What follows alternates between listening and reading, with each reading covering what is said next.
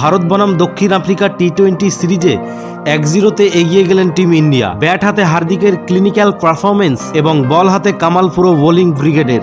India versus south Africa ODI সিরিজের ধারা বজায় রেখেই টি-20তে জয়ী সঙ্গী হলো টিম ইন্ডিয়া। ভারতের দেওয়া জয় লক্ষ্য তাড়া করতেই ল্যাজে গবরে হলো দক্ষিণ আফ্রিকা। উড়িষ্যার বারাবাটি স্টেডিয়ামে 3 অক্ষরের ঘরে ঢোকার আগেই শেষ করে দিল ভারতীয় বোলাররা। এদিন 101 রানে জিতল সূর্যকুমার যাদবের টিম ইন্ডিয়া।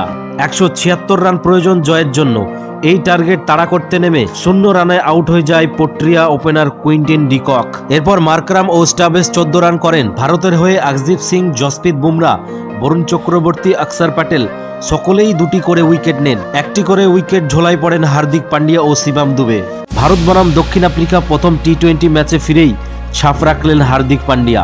শুরুতেই চোট সরিয়ে ফিরে আসা শুভমান গিল মাত্র 4 করে প্যাভিলিয়নে ফিরে যান। অভিষেক শর্মাও বিশেষ কিছু করতে পারেননি। অধিনায়ক সূর্যকুমার যাদবের ফ্লপ শো জারি।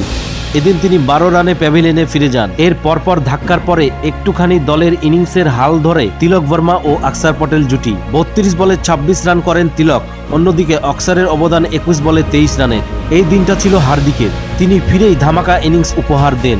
তার 28 বলে 59 রানের ঝড়ো ইনিংসের জোরেই ভারত 175 রানে পৌঁছে যায়। হার্দিকের এদিনের ইনিংসে সাজানো 6টি 4 ও 4টি ছক্কা দিয়ে তিনি এদিনের ম্যাচ শেষ করেছিলেন।